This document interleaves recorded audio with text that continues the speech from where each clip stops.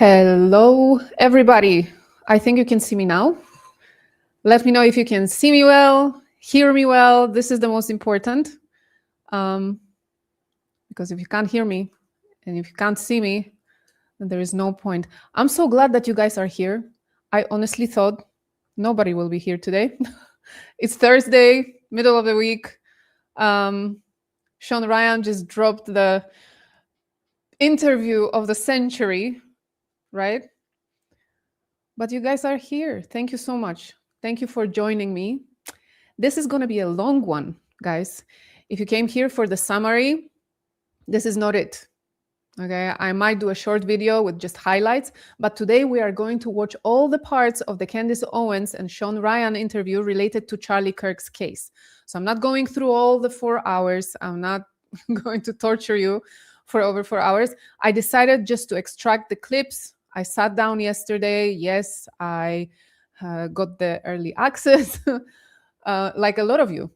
I saw the comments. A lot of you decided to give Shawn well-deserved money and watch the interview. I did, and I selected the clips for you guys, so we don't have to sit here for such a long time. We're going to talk about Charlie Kirk, about Candace's lawsuits. I hope everything will go smooth today. I have all the clips ready. I am so ready to watch it with you, guys. We are not doing the full hours. We are not. 4 hours, it's definitely too long for one stream. But what I'm planning to do is I'm going to do maybe chapters. You know, Candace speaking about this episode, Candace speaking about that episode. I think it should be fine. So I hope you are comfy and ready because we are about to start. Okay, so we are going to start, like I said, from Candace talking about her lawsuits, specifically about Brian Harpole lawsuit, where she makes Shawn aware that it is because of his show that she's in legal hot water. All right. I am going to pull that clip up. I'm so excited to watch it with you. Seriously. Okay, let's do this. I do have a love for legal work, but I don't have to be sued to love it. I have to get that straight in my mind. You don't have to be sued to appreciate law. But yeah. How many times do you think you've been sued? Too many. Like, I mean, in the last few years, it's been a lot, man. It's been like, I feel like the Daily Wire was like 3 episodes that happened, which felt like a lot. And then I have obviously the Brigitte one, which was a lot. And then I got pulled into the Blake Lively one, which isn't really like being involved. And then they tried to pull me into some Kanye one, not being the person who was sued. But yeah. So I just kind of got familiar with the people that were serving the paperwork. They're great guys, by the way. The servers, they're fantastic. They show up in like motorcycles, like, we love you, like, you know, and we're going to charge the other guys more. They're amazing. They're absolutely amazing. And then this Brian Harpole one, which I'm being sued because of your show. You know, This is my show. Yeah, you know, I should sue you. Brian Harpole's else. lawyer. I'm going to drag you into my lawsuit. We have a running every time the FedEx truck drives around here. We're like, oh fuck, here it comes. I don't even know. By the way, I think Shawn, it was very early on that he invited Brian Harpole on his show. And he later on, he says also that he felt bad for the guy. He understands laws. So he was like empathizing with him. But if he could do it all over again, he would go much harder on him. He would really try and pull some information. And something that they are not mentioning here in the interview, but we found out from Candace's show, I want to remind you that Brian allegedly spoke to Shawn's team and decided that it would be great to add on to the memorabilia. As you see, there is this little exhibition going on in Shawn's studio. There are a lot of little knickknacks, little souvenirs. So Brian wanted to add something to it, and he said that he wants to give Shawn a bag that he was wearing when he was saving Charlie, and it was stained with Charlie's, you know, red stuff. And yeah, so he thought that would be a great thing to contribute to that little exhibition going on there. If that's not creepy, I don't know what is. Open him anymore. I just sent him to So funny. Tim. Yeah, well, when Brian Harpole sued me, his lawyer wrote this amazing story, which was just made entirely no sense, where he said that the reason, basically they were trying to make the argument that he's not a public figure, which is very important. You have to establish in defamation, are you a public figure or are you a private person? And obviously he made himself a public figure by going on this podcast and interjecting himself into this Charlie narrative. So they were trying to argue that he's not a public figure. And he basically said he was forced to become a public figure because of me. Like, I'm the reason he had to go on the Shawn Ryan show to clear his name. And I never covered him on my show once, never spoke his name on my show before he went on your show, because it was. So hold on, he's claiming he came here because to counter your narrative. Yeah. But you weren't talking about him. Never said one word about him or the security apparatus, because I knew them and my mind just wasn't there at all until he did your interview, and it was so disastrous in my view.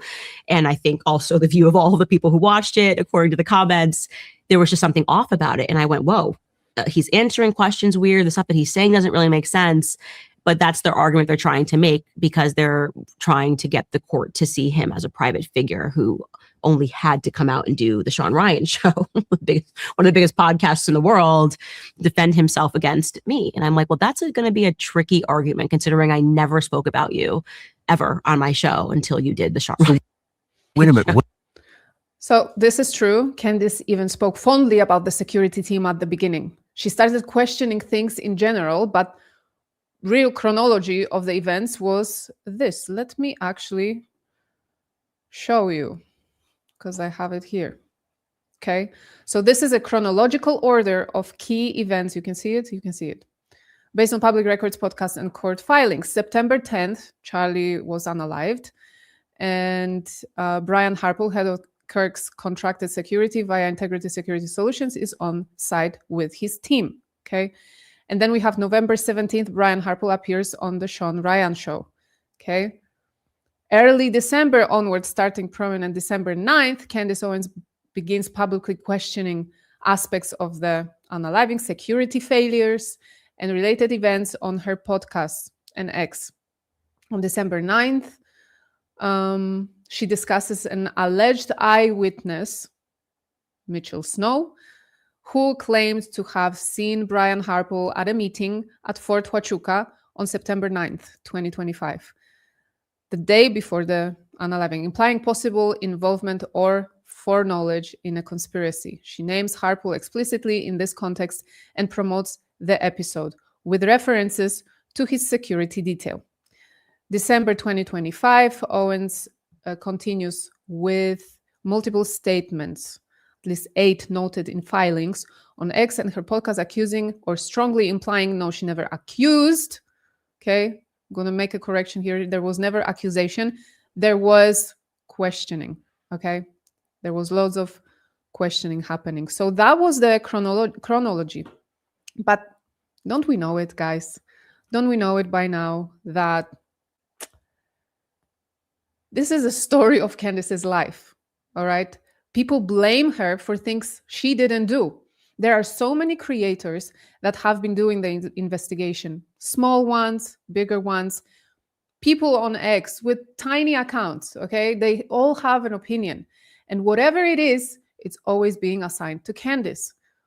Whatever defamatory thing someone would say, it goes back to her. She's being blamed for that, okay?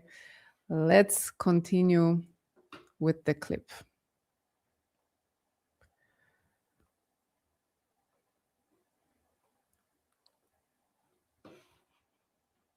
What exactly? What? It's crazy. What is he suing you for?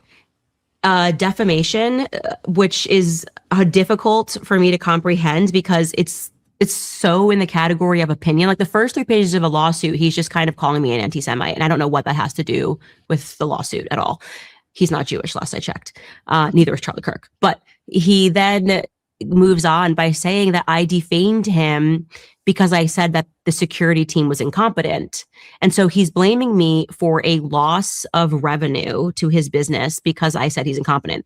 Now, I would generally say if you have a business and your job is to provide security and your client dies on the job, that might be the reason you're not getting many clients.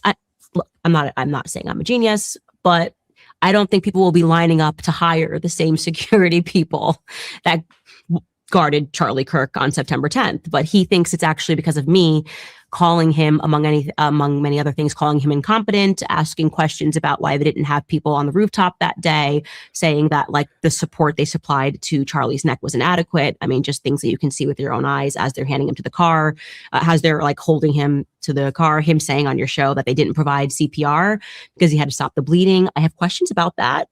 If your heart stops, what's it matter if you stop the bleeding? So I'm going to stand by my assessment that he was incompetent. And then the second chunk of his lawsuit is his saying that I guess defamation per se might be his argument, because I asked about whether he was at Fort Huachuca because somebody believes they saw him at Fort Huachuca on the 9th.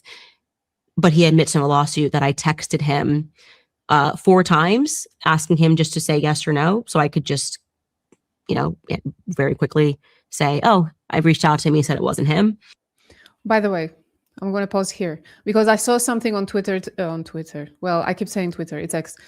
I saw someone tweeted that, oh, Candace, because obviously this interview made the whole topic of Mitch Snow resurface again. And they were like, oh, Candace actually accused Brian Harpool of being in Fort Huachuca on the day before Charlie's unaliving. And that's not true. If you go through all her podcasts, any interview, anything written about her, she has never, ever said, oh, yeah, he was there 100%. Actually, what she was saying is that she confirmed, together with Paramount tactical guy, she confirmed that Mitch Snow was there. There is proof. There is evidence that he was there at Fort Huachuca the day before Charlie's unaliving. Okay? And the 2 days, actually, 8th and 9th. What she couldn't confirm is that he saw Brian Harpool there or Erica Kirk. She could not confirm it. Mitch said, it's 95% that I saw them there. I'm pretty sure, 95% sure. But Candace couldn't confirm it. And she always says that. She brings up the subject. She comments on it. She says, I cannot confirm what he saw. Okay? This is what he said he saw. That's it. But his reason for why he didn't answer me, despite me trying to just get an answer, and why he decided to just instead sue me, was because, what was his bizarre legal reason for why he just didn't answer any of my questions? I think he said because, he didn't want me to get famous off of him. I promise you this is his argument, is that the reason he didn't answer... He didn't want you to get famous off of him. That I was just going to use it for clicks. So if he had answered me and said, no, I wasn't at Fort Huachuca, then I would have used it for clicks. And he didn't want me to use him for clicks. I love this. I love that there are people out there thinking Candace Owens needs anybody for clicks. I love the accusations that she uses Charlie's unaliving to make herself rich and successful. She was extremely successful before 10th of September. And she would be successful today without having to lose her best friend in the process. So that is the thrust of the lawsuit. So what does he want? Is he suing you for money? I think, he wants money, and to be determined by a jury because his business has been affected. So this shit's actually going to court. Oh, yeah. Which I'm really okay with, because a lot of the questions that we're just trying to get answered, we can now force him to answer them and bring other people in too to sit down for deposition. So do you have a court date? Not yet, because we still have to, actually, don't quote me on that. I have to check in with my lawyers. We might have I think we have something coming up where we have to file our response the next coming weeks or something. Where will it happen? Here in Nashville? Yeah, he's got to sue me here. This is where I defamed him, apparently. So I didn't know. Did he tell you he was really felt like he had to do the show because of me? It's very strange. I didn't get that. Yeah, it would have been weird because I never talked about him. So hey, can I come on because of Candace Yeah. not talking about me? It's weird. It's totally wacky. It feels like a PR move to me, to be honest with you. But You think it'll go the distance, or you think they'll just drop suit? I think they filed it in such a sloppy manner that they're hoping the court drops it. And then they can say, well, we tried, we were telling the truth. And there is a lot of that in the court system where people file for PR reasons. I mean, Brigitte is a perfect example of that, where you're doing something that you kind of know you can't win in court, but it allows you to then say, well, we really tried. And obviously we must have been telling the truth or we wouldn't have sued. And that's not the case. I have not changed my mind about Brian Harpole. And I was very thorough in trying to just get him to give me a response. Like I would have happily taken a response from him and he still hasn't offered one. He just sued me. Do they have any other clients? I don't know. He hasn't, since it was just the initial filing, we haven't gotten into the details of who's not booking him or if someone dropped him, but that would just, to me, seem like common sense, especially when you say, I mean, if you watched his interview with you, you wouldn't book him. You know, it's just the presentation. I'm just curious. Yeah. What did the defamation do? Is he still working for TPSU? He's not. My understanding is he's not still working for Turning Point USA. And I did hear through the grapevine that they sent him a cease and desist after all of the flack that he got for his various appearances, things that he was saying that was just making things worse. So Brian Harpole gets a legal letter from Erica Kirk and then goes on to sue Candace for defamation. You know how to get hired somewhere you need a letter of recommendation from the previous employee? Yeah. You can't show a legal letter from the previous employee. That's not the same. From what I understand, Brian is sour and claims Candace ruined his reputation. But again, like in the case of Erica, everyone else in the planet was dissecting what security team was doing on that day, examining their every move on videos and finding some allegedly shady things. Not Candace. Candace stayed out of it for months. She always takes her time. Let's remember that. She took her time with Erica. She took her time with the security team because she knows those guys. She knows everybody there. She didn't want to accuse anybody for no reason. That's just, I believe, and that's just my opinion, Blake Bednarz was trying to make Candace say something she shouldn't have. Looks like this to me from the perspective of time. But I'll get into it another time in detail. I really didn't want to mention this person on my channel, but I think now it's unavoidable. Because he doesn't sound honest when he speaks. He's not clear. And he's also dishonest. I mean, he said, even when I was watching your show, and that was one of the reasons we covered it, was because we instantly learned he presented those messages when you asked him about the rooftop. He shows these messages and then he says, what am I supposed to do with that? The implication being that this is a conversation he was having, but it wasn't. He was showing you Dan Flood's text messages.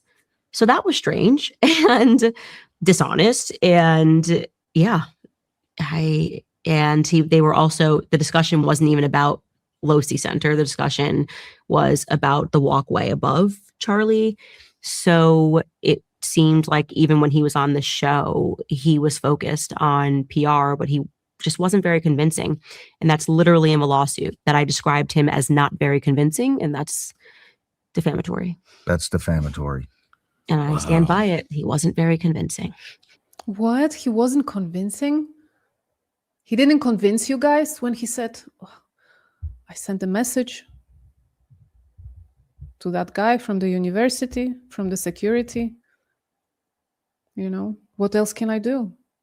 It's like his hands were tied, guys. He couldn't do anything else. He couldn't have gone and checked the roofs himself or sent someone from his guys, like he insinuated, by the way, in the message, because they keep saying that they couldn't do anything more, that they were responsible for the security that was around Charlie, okay? But in that message, it says, can we get access to the roof? Some of our guys. Which is it? Yeah, I probably should have pressed him more. I fucking felt bad though. I mean, it was still really fresh and The guy's tearing. I don't, wouldn't. I've been around a lot of loss, you know, in my previous career, and so I didn't want to. I wanted to be respectful. Mm. You know what I mean? But Yeah, I think you did the right thing, actually, because even though the viewers might feel frustration, the reality is that if you had put him under the light, so to speak, he would have clammed up. mhm. And we benefited a lot from him just speaking. I'm still benefiting from him just speaking in other parts of that conversation that are being pulled. Now that she says that, I want to remind you that Brian Harple in that Shawn Ryan interview said Charlie was a big man. We laugh about it now. We get him in and the door won't close. So I'm on my knees with my butt hanging out. He literally said, we laugh about it now. My butt was hanging out. That's 2 months after it happened. It's a very odd choice of words, I must say. But it's Candace that defamed him. And discussed, certainly from a lawsuit's sake, it's beneficial that he kept describing things in detail. So I think it was good to sort of let him talk. What are some of the other gems that you pulled out of my interview with Brian Harple? I mean,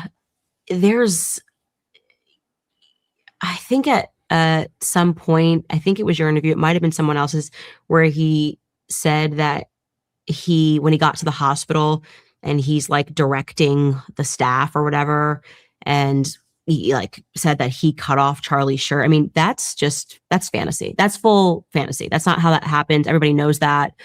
When you get to the ER and somebody is on a stretcher, some random guy who's bringing the person in doesn't start calling the shots in the hospital. So there's a lot of questions about what took place at the hospital, why Kash Patel moved to have the cameras as one of the first acts is to get the cameras down inside of the hospital. It's very strange. The varying stories that they've all told about what took place, why they were all then wearing scrubs. Well, Frank Turek said that they were wearing scrubs because they were all covered in fluids and they basically wanted some clean clothes. I'm just going to say that. Frank Turek saying that he was on the phone the whole time and didn't realize with his Who's Frank Turek? Frank Turek was another one of the people that was in the car. Okay. And he's former military. He was there and jumped in the car with them. By the way, that's even weird. I don't know why he jumped in the car with him, to be honest with you. And this is a huge thing for me because I keep saying the same thing. All right. Why did Frank Turek jump in the car while there were two medics? Okay. Two medics next to the car waiting with their bags. Why didn't take one of them with them? I keep saying excuses that, oh, Brian Harple was trained, medically trained. He could do CPR. He could like pack the wound and all that. Yeah, it's not the same as having an actual medical personnel with you in that car. They could have come up with some better measures, life-saving measures. It's also annoying. He was at the hospital and he tells conflicting stories and says that they did perform CPR. It's all just very strange. It just seems like something like, why are all of your stories running into each other? How are those running into each other? What did they say? Well, some people are saying they did give them CPR. Some are saying they didn't. Brian said they did not perform CPR because they were focused on stopping the bleeding. Frank said that they did perform CPR. Brian said that Frank was just in the back seat praying. Frank said that he got involved, which is the reason why he had all the blood on him or whatever. Mm-hmm. So the discrepancy between the people that are in the car doesn't really make sense. I mean, I don't know. Do you give CPR to somebody who's been shot in the fucking neck? Well, if you don't keep someone's heart going, it doesn't matter, right? Like nothing else matters if your heart stops pumping. So yeah, you would give CPR, I would imagine. You keep CPR going at all times. I'm certainly not a medical professional, but I do know that like if your heart stops, you're dead. So you got to keep the heart going. And them not having the ambulance on standby, I'm not standing up for him. I don't know if you would do CPR. What would be the point of, if your heart's not going, your heart's not going. And I'm not even saying, don't have any and by the way, blood. I'm not even saying that what was right or what was wrong to You're do. saying the stories are I'm saying the inconsistent? stories are not consistent. And that's what has been so troublesome for people that are investigating this. It's why do you guys all have different stories? Why are there so many lies? So this is a clip of this interview that went mega viral because, of course, nobody was discussing that, yes, Frank Turek did say that they performed CPR and Brian Harple said that they didn't.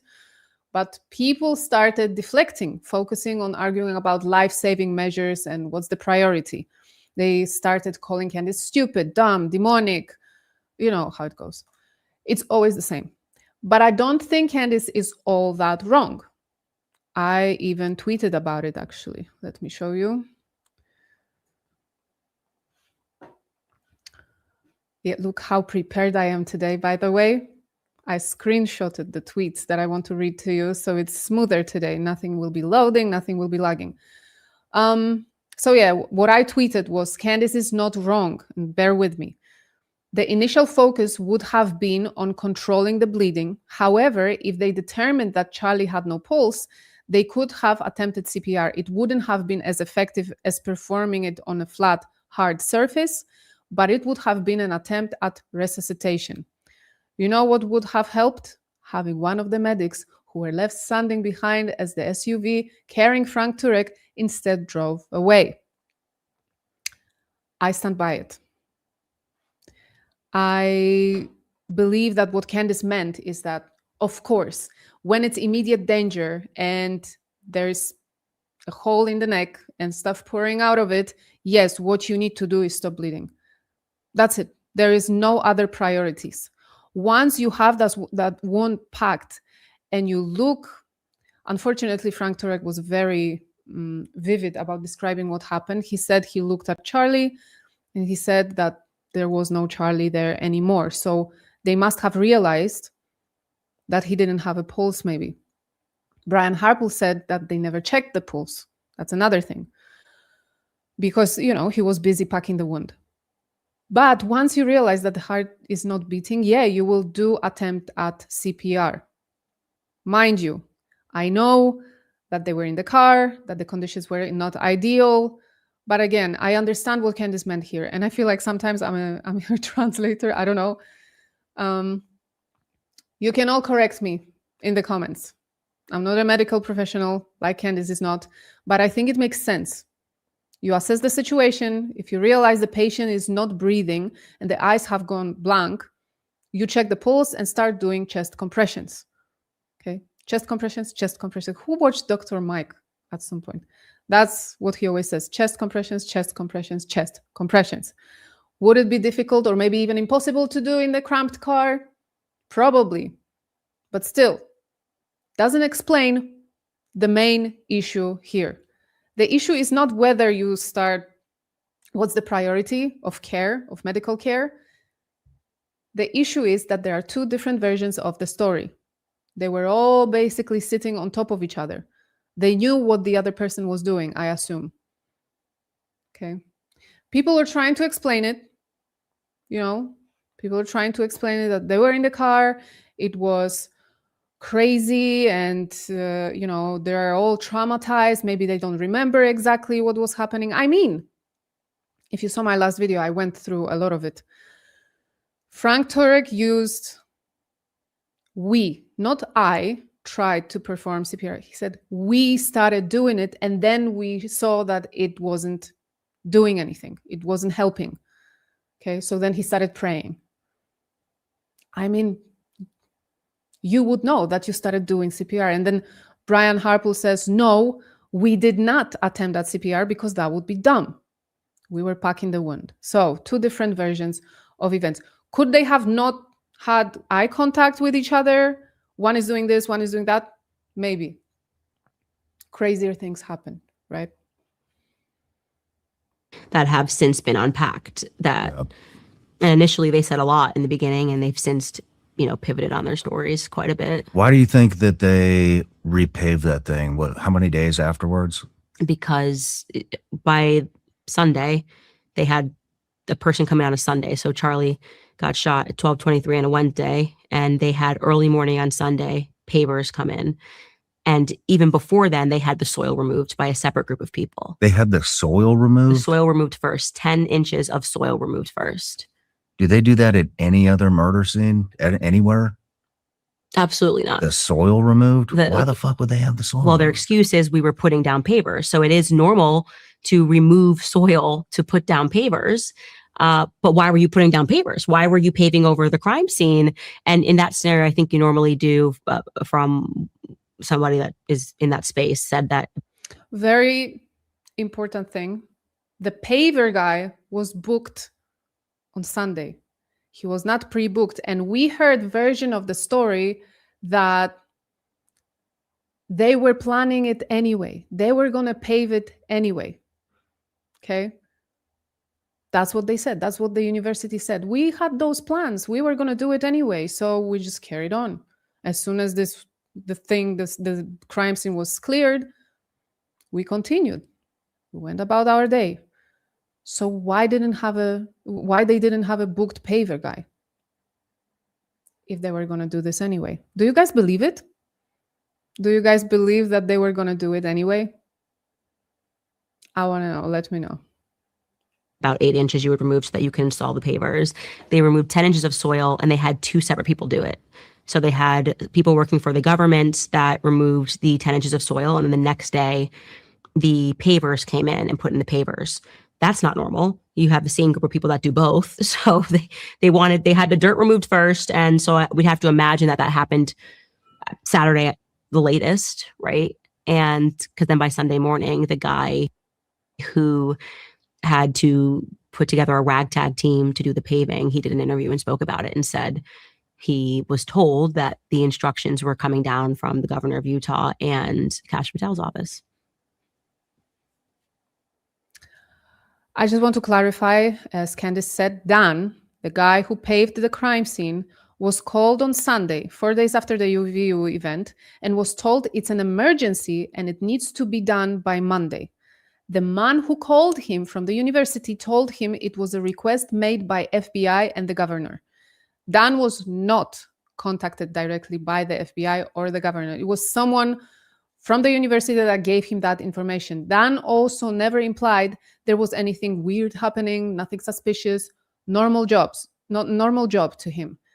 And he went ahead and said it because after his interview, some podcasters started saying weird things like FBI contacted him directly, that it's an emergency, the governor contacted him. No, they completely misspoke about it. He was not contacted by FBI. He was not contacted by governor. He was contacted by the university, by the guy in the university, and he wouldn't say his name. He said, I don't think that the guy needs to lose his job over it, because maybe he was also told something like this. Maybe he didn't make it up. Who knows? But he never gave the name where he got the information from. Also, Dan is very normal guy. He works as a paver. He got a call about the job. He came in. He didn't see anything weird about what they did, that they dug out 10 inches of the ground. He said it's more than usual, but it wasn't weird to him. He just continued his job. Probably what a do you good guy think to would put have been on in the the stand. soil? I've taken a long time to get to a place where I wanted to put forth a theory on what happened that day. I think there is a lot of evidence that they would have found explosives, which, if I guess the way PETN is said is like, what do you guys say? Patton. I'm trying to learn all of the inside terms and sound like I know what I'm talking about on all the military guy stuff. But if Patton was the explosive that was used, and I think there is a strong theory that should be explored, that a shaped charge was used to kill him, and that what killed him was on him. The weird thing, I don't have a video to show you, but the weird thing, right after all this happened, there were people from law enforcement and from TPUSA team walking around looking for something on the ground, where people were sitting, this like amphitheater thing. They were going around and they were looking for stuff. They were looking on the ground, and I never managed to find out what were they looking for. I mean, I know that it's normal to go around the crime scene and check for clues, but it looked weird. It was too quickly. They just took him out. They didn't even tape the area off. They just started walking in between people and looking for stuff on the ground. I don't know, guys. If you look into Pettin, it is pretty resistant. It stays on soil. There you can read tons of articles about it. You just have to remove the soil. So you think that I think there was explosives. I think that explains, as I was unpacking on my show, a lot of the holes in the story that didn't make sense. If you run the theory that he was killed with a Pettin shape charge, then they all suddenly start to make sense. Why they wouldn't bring the bomb dogs over to where Charlie died. See, I can't remember what his name is, but my editor, you were just chatting with him. He brought it to my attention. He was chatting with this guy right after it happened. So I guess almost a year ago. And once I just never know so many fucking people are trying to get clicks and shit. You know what I mean? That I'm like, I don't think it adds up. And he would describe, how it was going to work or how it was supposedly worked. And yeah, it was shape charge inside the microphone, right? Mm-hmm. Yeah. And they had all these videos that show the blast and everything, but I don't know what's AI and what isn't. I don't fucking believe anything unless it's literally right in front of my face. Then I still don't believe most of it. But to have the thing that really got me was to have a microphone on a loose shirt when he's up in a chair, like moving around. It just mic on the inside, by the way. Mic on the inside? Yeah, the mic is on the microphone, which is totally senseless. Wait, was it taped to his chest? What you see on the outside is the magnet that's holding the mic that's on the inside. Which, like any person who mics knows, you don't put the mic on the inside because you get the sound. And they were putting it on the inside. Like you might do that if it's a super windy day or cold day to avoid the wind. I thought it was that fucking new DJI mic that everybody's using. No, it's a Rode Mic Pro. So that's just the metal. That's just the magnetic clasp that's on the outside. They put it on the inside. Yep, that's exactly right. It would have this swooshing sound from Charlie's shirt. And just to be sure, we are correct on this one here. I knew we were correct on this one, but I double checked. With the typical Rode lavalier microphones, such as the lavalier Go or Smart Lav with the clip, recommended the microphone capsule sits outside of the clothing, exposed to the air, with the clip attached to the edge of the shirt or lapel. Hidden mic. Sometimes people place the microphone inside the shirt with the clip visible outside, or hide both under clothing for TV or film. However, this requires special techniques, moleskin, vampire clips, concealers, tape, etc., to isolate the mic from the fabric.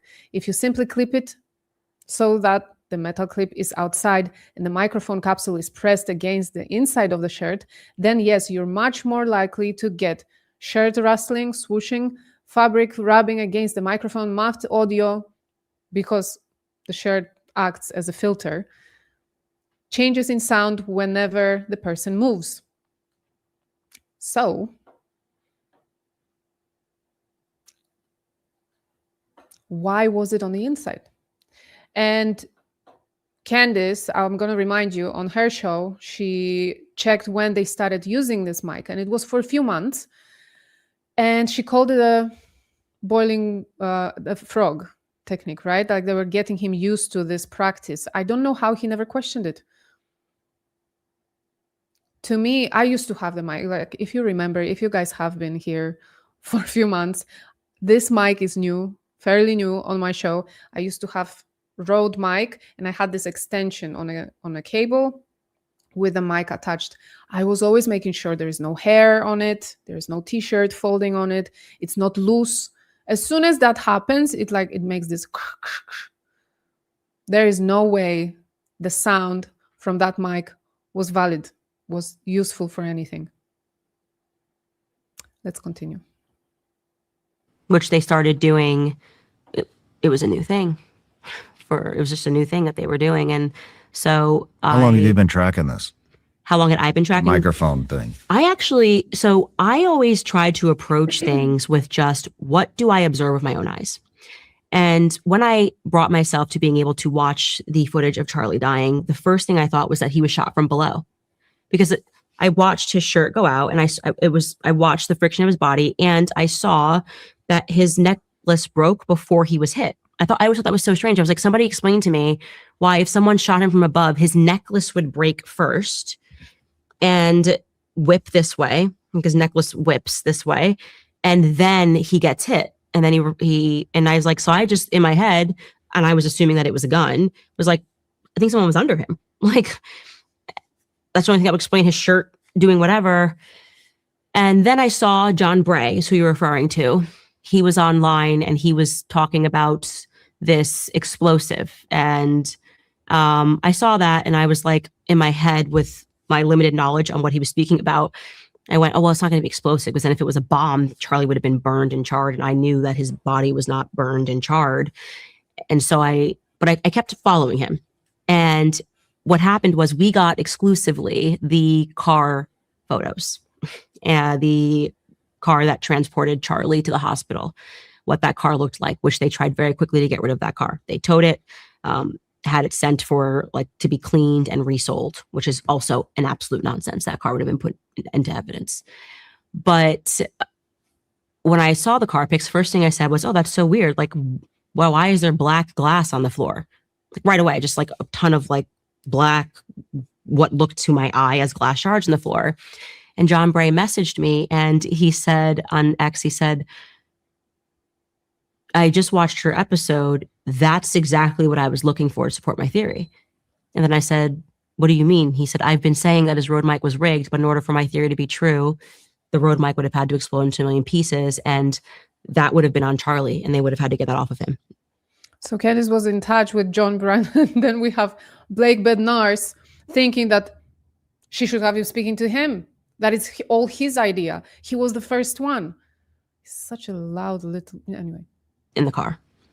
And so I went, well, I have the car photos, and there's very clearly... Now, to play devil's advocate, as I always try to do, it could have been somebody's sunglasses they stepped on that broke into a million. It's a lot of glass. It's in the seat that Charlie was on. It's behind.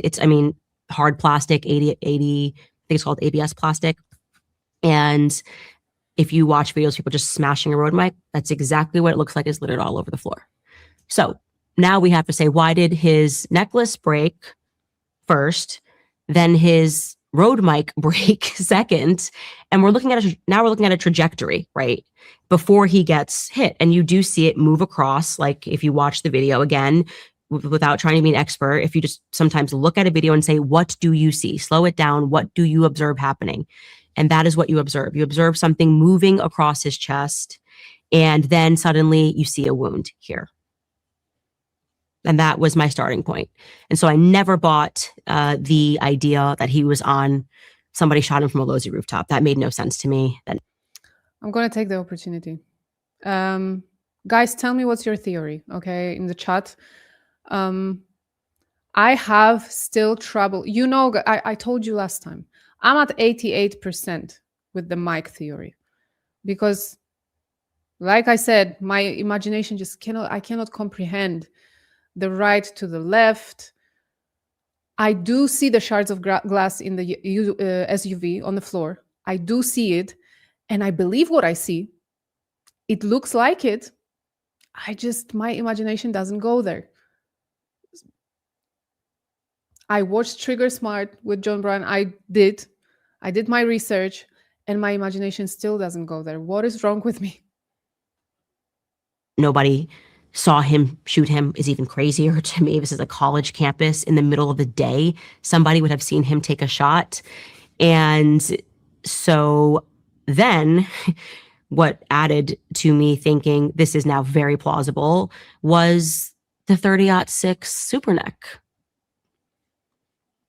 neck. Mm-hmm. Now you're asking us to be idiots. Mm-hmm. Now the demand is for us to be idiots, and they did it in such an emotionally manipulative, despicable way, which has now. Here also people started saying that Candace is lying. She believed the narrative about the shot. She said that the surgeon found bullet fragments. Guys, it's an investigation. We witnessed her process. We witnessed how she came to conclusions she is at now. They might change again, especially after the preliminary hearing, where we will finally get to see some evidence in the case. So no, Candace is not lying. She's right now at this point in her investigation, and she can look back and tell us how she got here and why she believes what she believes. We saw the process. Now become the turning point way, which is to just say God, the Lord, the miracle, and if you don't believe in it, then you don't believe in God, and you're not honoring God if you don't believe in the miracle of this. This was the biggest lie that Erica told me and completely transformed my opinion of her. You guys remember the video I did when Erica was on her podcast, the Proclaim Bible in 365?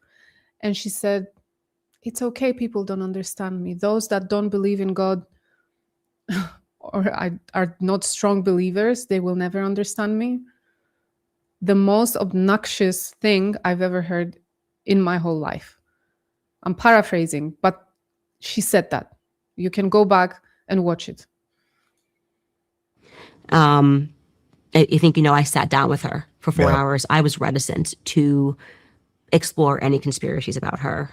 I was slow to do it because, first and foremost, she's the mother of Charlie's kids. That's first and foremost. Secondly, it required me to have to go through a second stage of grief that I was not ready to do. I had a very hard time with Charlie's death, still do. But to be the person that Charlie was speaking to so much about how much he wanted love, to when I had to take time off and just go to Wyoming and try to get my head right after it, I read through all of our messages, and so I relived it all. And because you just, I was in a phase of denial. I was really at that phase where I was hoping, and I went through bargaining, I went through anger, I went through a very aggressive stage of denial. And I think my husband was realizing that I needed to get away at that point because I was trying to say, like, no, maybe he's really alive. Maybe they put him in witness protection. Like, that's that bargaining. Mm-hmm. And then also the denial that's just in my face. And when I got out there and I was reading the messages, and before she came into his life, and Charlie just really, really, really wanted love, right? That was like it. And it was almost like poetic, the stuff that he was writing about how love could kind of make men move mountains. And so for me to have to mourn him and then have to consider that the thing that he wanted most, like, he didn't get, it just gutted me. It gutted me. And so I did a video a while back presenting full timeline of how Candace defended Erica, how she praised her, and was worried for her, how she grieved for her. It's all documented in her videos and on her ex, until that one lie. Blake Neff disagrees. He claims Candace went after Erica from the very beginning. I am going to read that tweet to you, and I'm telling you, if you know the truth, this will make your blood boil. There is no excuse. There is no excuse for these lies.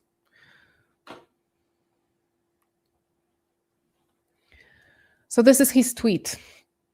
This is completely false. So he's answering something. This is completely false. Candace was obviously hostile to Erica from the very early on, but was running a mean girl shtick of pretending to be someone's friend while obviously attacking her in subtle ways. She did concern trolling, actively ridiculing the idea that Charlie would want his wife to take over. No, she did not. She was worried for her, what a big role this is. And she has children and she has no experience. And it's a massive company. It's a massive company. And plus, she was saying she's grieving. It just happened. And she's supposed to just take over. She said it's an impossible task for her. And she felt bad because people were going to judge her on that. She also made sweeping statements that would obviously include Erica without naming her. They all betrayed him. In October, she explicitly called Charlie's unaliving a regicide to install a new ruler whom the king would have never approved of. That was later. He's confusing things. And when Candace was saying they all betrayed him, she meant TPUSA guys that were working there while Charlie was there. Erica wasn't working there. Okay, so obviously she was excluded. And then people were like, yeah, but Candace said that, and Andrew said that Erica knew everything. Yeah, she knew everything about Charlie. It was the whole thing. We all remember it. These exchanges from early on were also crazy. And then he says, and of course, the entire Egyptian plains quackery was obviously meant to attack Erica by implying her involvement in some intelligence plot. This one got me angry because Candace was concerned for Erica and Charlie. She was like, there were planes following them around. There were Egyptian planes following them around. Wherever Erica went, there was a plane. So she was concerned. And for a very long time, and until now, we're like, why didn't Erica reach out to her and was like, what Egyptian planes? What do you mean? Someone was following me? Show me the data. Show me the flights. Where was I? Where was the plane? I want to know, what could they be doing? Who was on the plane? But it never happened. We got Egyptian planes from the humor standpoint. You remember that one? Oh, and like, I never was on an Egyptian plane. I was pregnant and I was eating. Nobody said ever that she was on the plane. She was being followed by the plane. Yes, that's what Candace said. And she was worried. And then he goes, whoops, sorry. Let me fix that. Oh, gosh. Yes. And I thought today is going to go smooth. I am going to find that tweet in a second. Let me refresh this. Maybe that's going to fix it. No, it's not going to fix it. Anyway, as you can see, he went after Candace, claiming that she was going after Erica from the very, very, very beginning. Okay? That's not true. She had fans going after her for not going after Erica. That's how bad it got.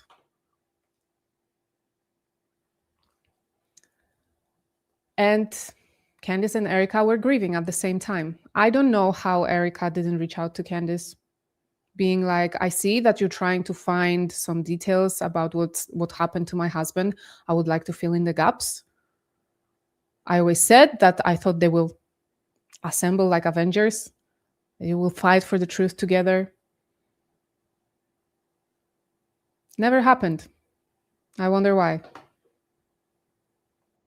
But I couldn't deny it anymore. I couldn't deny it. And it was beyond intuition. It was beyond her being weird. It was beyond her being at the office. And then I got the Zoom calls. My assumption was that she was grieving like I was. And my assumption, I didn't know she was in the office the next week. As soon as she got back, she just went straight to the office. And She was in the office the next week. Yep. As soon as she gave that speech at the podium that you saw where she addressed the nation, not the I forgive him speech, but like the first one that was like 48 hours after he died, she was in the office that whole week. Dude, I'll be honest. When I saw the funeral. Is that what we're of calling her, it? like posting Instagram stories or whatever it was of her like rubbing his dead body. I was like, what the fuck is this, dude? Yeah. What is that? Yep. You're And then using your dead husband as a fucking social media post. and beyond that, and again, me ignoring all of it. And then it was just, actually, on the day that your husband gets shot, you didn't have a single one of your family members go with you. Not one family member or friend went with Erica to Utah. Wow. She went with the person that's holding her in the photo when his body's coming off Air Force One. Could you imagine not having your mom, your brother, your sister, your cousin, your best friend, I don't know, like your A1 since day one from high school with you when that goes down? No, she was every single one of those videos, she's with the head fundraiser of Turning Point USA. The person holding her, hugging her, crying, that's Stacey Sheridan. She's a chief fundraiser. Stacey Sheridan is the one recording her while she's in the casket. While she's in the casket. Yes, they claim that Stacey lost her husband too, so she knew how to help Erica out to deal with grief by filming her every move over Charlie's casket, at the tarmac when he was being placed on the plane, in the car when Erica was hanging out of it with Charlie's necklace. Stacey was there all the time with her phone. They were inseparable. Like the time when they were trying to get donations from a woman in a Catholic church, just days after the memorial, allegedly. That's the story Candace told us. And it's not only a story, but she got an email, she got messages to prove. Erica's mom couldn't be there, of course, because she's very sick. All the rest of it does seem like a PR campaign. It's all very, very weird. And I'll also again mention Charlie's parents because they were there. They were there at the tarmac. They were there when the casket video was happening.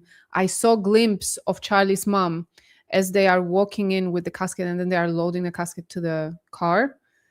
I see her there. I think it's her. I think she was there. But then it's the tarmac scene. Somehow, even though everything is filmed by Stacey and by others, there are pictures all over the place. Erica and Charlie's parents are never standing together. This was always very weird to me. They're never next to each other. They're never hugging. They're never even looking at each other. When Charlie was receiving Medal of Freedom and Erica was speaking there, they didn't look at each other. They didn't stand next to each other. Charlie's mom didn't even move her head towards Erica, who just gave a speech. And the weirdest thing, Erica never mentions Charlie's parents in her speeches. If you watched my previous videos, you know that I went very deep into the topic. She never mentions them. And then suddenly, she goes recently to Chicago. And, you know, we went to visit Charlie's parents, his sister. And the kids were playing baseball in the backyard. It was so sweet. So sweet. You know? And now we find out that they're gonna attend the trial, the preliminary hearing, actually, together. Erica and the parents, allegedly. There is a new video released from Charlie Kirk podcast that I haven't seen yet. So maybe we can watch it later on after we finish this interview. Because Andrew and Blake, they're explaining what's going to happen with preliminary hearing, who's going to attend, when, what they're going to do. They claim they're going to be streaming it. So we'll see. No one can make that make sense. You cannot tell me 1,000 times that you would not have a family member, a cousin, a brother, somebody other than just all Turning Point people. The explanation here is that there was no time. They keep saying that there was no time. She just drove to the airport and she ran and took whoever was available. And because the people that were available were the ones that were informed immediately because they were from TPUSA. And because, of course, it's her chosen family. They are a family. She actually had family with her, you know? It's them. My eyes when I was watching the event as someone who had gone on tour with Charlie every single year since 2018, 2017, so 17, 18, 19, 20, 21, 22, 23, up until 2024, which is the first time they started doing this double mic thing on him, right? The fall of 2024, as I'm going, why is Terrell there? It's the first thing I drew my eye. It was like, why is the head of audiovisual here? He doesn't come on campus events. This is new. And then I see that he's taking the camera down. And I'm like, that's weird. And the internet's going crazy about this. So I'm like, well, Terrell's been there for 12 years, maybe longer. I know, I'm just going to call him and ask him what's up. Like maybe there's a reason, maybe. And I assumed he was going to say something like, you know, the police asked me to. I don't know. You want to see the footage? Instead, he was the first person that made me realize something was very wrong because he was very nervous on the phone. I asked him if I could see the back footage just to like clarify with people, like, looking out for you, Terrell. I can tell them what's going on. And his energy was just completely wrong. He came up with a million excuses why I couldn't see the back footage. He told me he didn't know how to send a file. I'm like, Terrell, you run an audio-visual company. You know how to send a file. Then he told me, oh yeah, I do know how to send a file, but I really didn't. I'm afraid Google's going to hack me if I send it. And I said, Google's going to hack you if you send me the file of the back footage. And 1 second, I just saw a comment. Kasia, the video of the Candace interview with Shawn freezes too much. Can you fix, adjust? Is it freezing for everybody?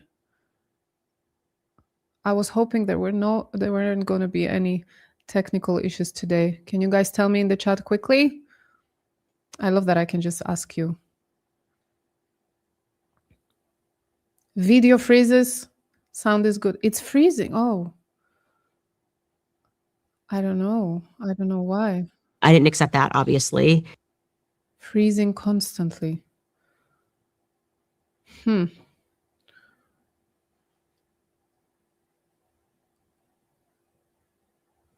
sorry, guys. I really don't know how to fix it. I just hope it's going to be all good for someone. Seems fine to me. So it seems not everyone is getting the freeze. Okay, I don't know what's causing it, because it seems fine to me. It seems fine to some people in the chat as well. Okay, hopefully. Yeah, maybe try and refresh. There is a suggestion in the chat. I'm sorry, I wish I knew what was happening, but because it's not freezing for people in the chat, maybe it's something on your side. I don't know. Okay, I'm just going to continue and you guys keep me posted. And then he said, well, I grabbed the camera for Erica so that she wouldn't have to relive her husband dying over and over again. And I said, his death was live streamed. Everyone saw Charlie die. The back footage is not like, that's not going to be anything. So I knew something was wrong with the back footage.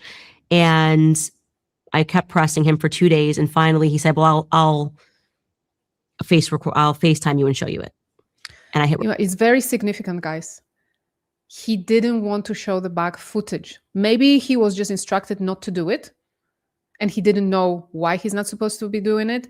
But he didn't want to show it. Why? Why? There was nothing gory, obviously. Because I understand if there was, splatters and everything, he would be like, Candace, you don't want to see it. Girl, you just don't want to go there. I would understand. But there was nothing. There was nothing. And by saying nothing, that was everything. All the information Candace needed. Record on the face. I just didn't know, but just my instincts. And someone on my team was like, you should record this. And I recorded it. And the first thing I thought that was so strange was there was no blood. The bullet didn't go through. There was no blood. Charlie's shirt was crisp white from the moment he went down. And sorry, someone is saying that it's my screen capture and I need a better computer. No, guys, I have a very brand new computer. Okay, I upgraded everything. Okay, so that can't be it. I'm just saying. Okay, we continue. I'm not going to talk about technical issues again because I see that it's working for people. So yeah. I went, that's odd. So I, at that moment, recorded it, had it hung up with him, told my audience what I saw, and there was apparently mass panic, which I now know how the full story went. This was the day of Charlie's actual funeral, not the WWE memorial events, but the actual funeral, which was the night before. And they panicked that I had seen the footage, and somebody at the FBI called Turning Point and asked explicitly to Justin Strife whether or not I had recorded it. At that point, Justin Strife, who is the COO of Turning Point USA, messaged my husband, called my husband, and wanted to know whether or not I had recorded it. And my husband has no idea what he's talking about. He's like, he runs the business. He's like, I don't know what you're talking about. He then comes out to me. He's like, Justin Strife keeps asking if you recorded this footage. What's he talking about? And instantly in my mind, I said, that's a really weird question. Why does it matter? Why does it matter if I recorded the footage? And I said, don't answer him. I'll deal with it.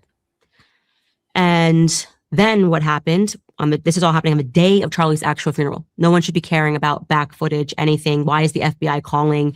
What then happened was Erica peeled off from Charlie's actual funeral, his wife, and she called the surgeon with Andrew Colvett on the phone, a 3-way call. And the story that Andrew would then write, because then he tweeted on the day of Charlie's funeral and said, people want to know why there was, no blood. And then the surgeon says that it was a miracle. And you remember this ridiculous tweet, Charlie ate really healthy. And normally it would have taken down a moose, but he really was the man of steel. And this is like a modern day Christian miracle. I mean, total slop for the masses. And everyone then went, what the F? It didn't go through. Like, you're confirming this didn't go through. Something's wrong here, right? This clip caused massive outrage too, because Andrew and Blake claim it's a lie.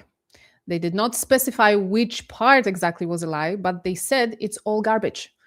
Then they focused on the phrase Candace used that Erica peeled off of a funeral, which clearly what she meant was that it was Charlie's actual funeral day, okay? There are things happening before, during, and after. There is a gathering, there is a mass, there is a cemetery. It's a funeral day. Erica felt the need on that day to step away with Andrew and make sure she established the story with the surgeon, to post on social media about why Charlie didn't have an exit wound. Allegedly. Allegedly, guys. How do you explain that?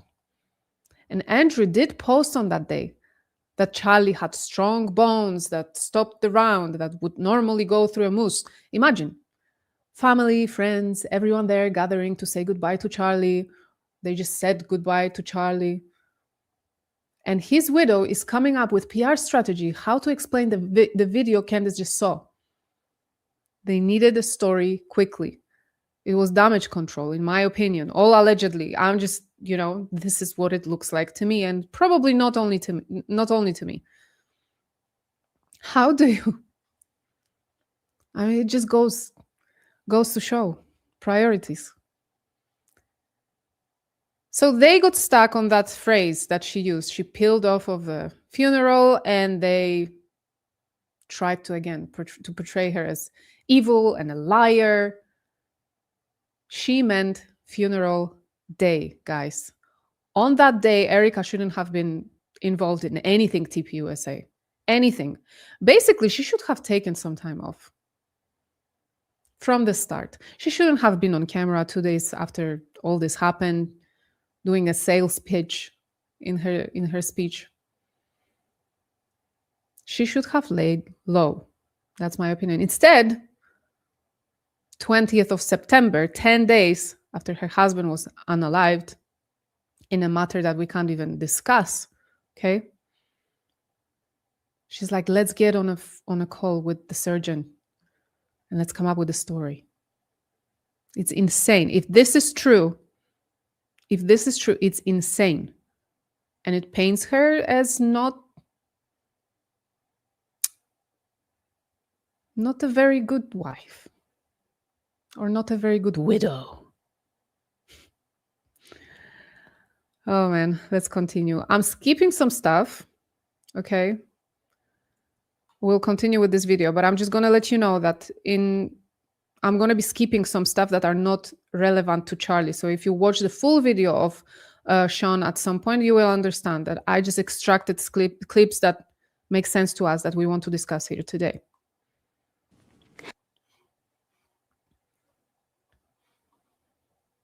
When I asked Erica about this, and I didn't know about this thing that happened at the funeral, I asked her, why did Andrew send this tweet?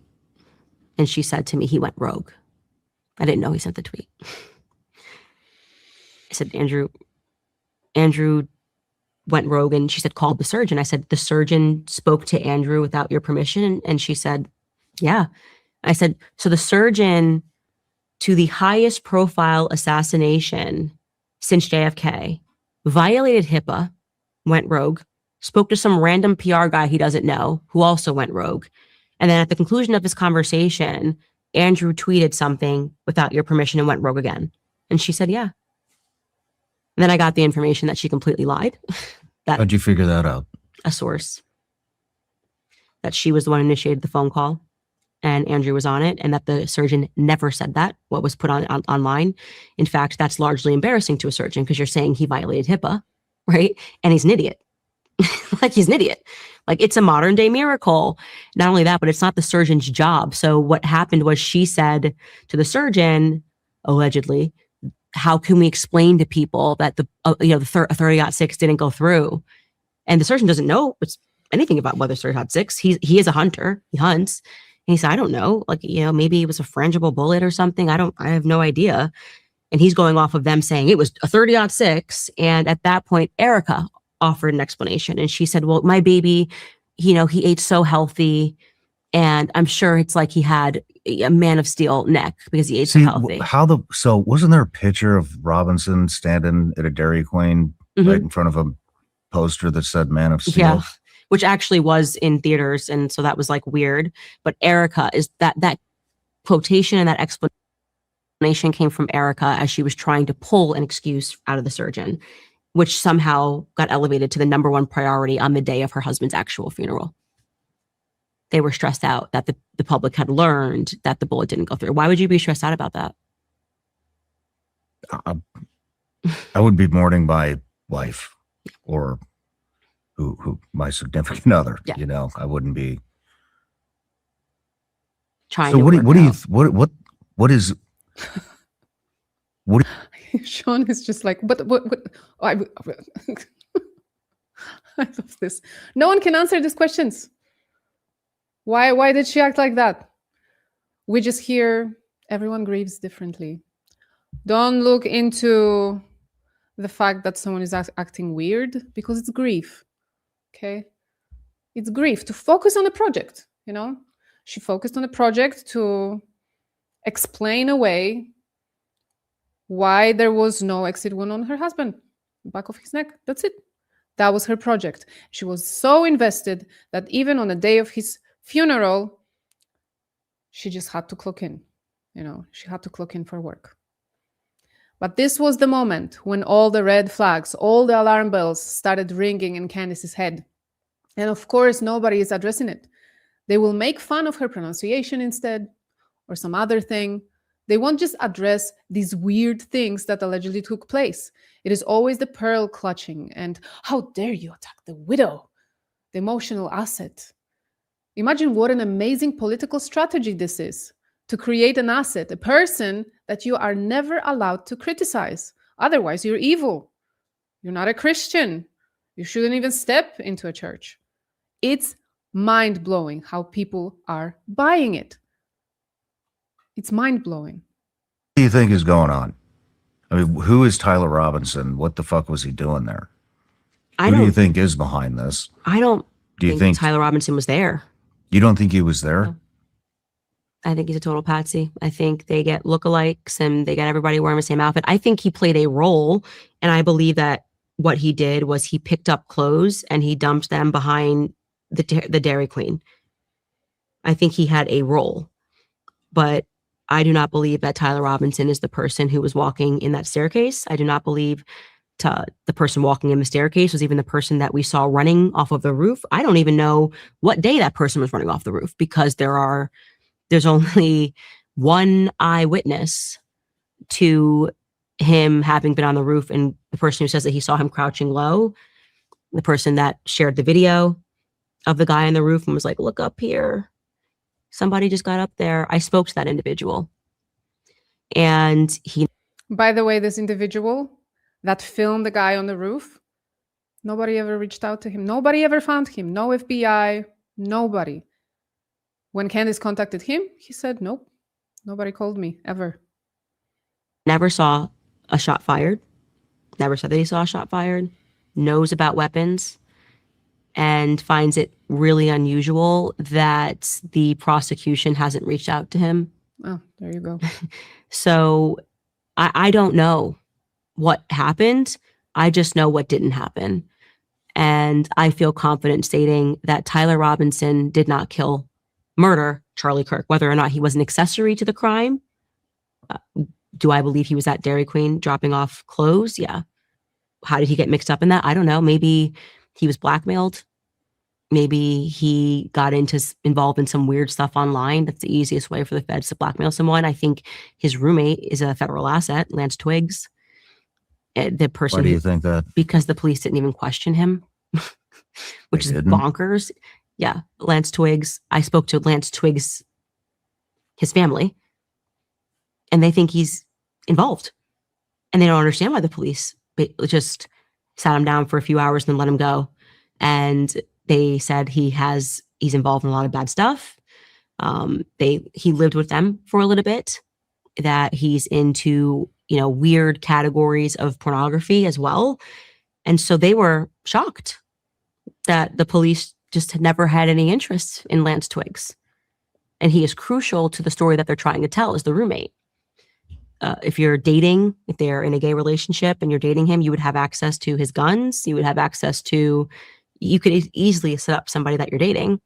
And that's what my gut tells me is Lance Twiggs is a federal asset.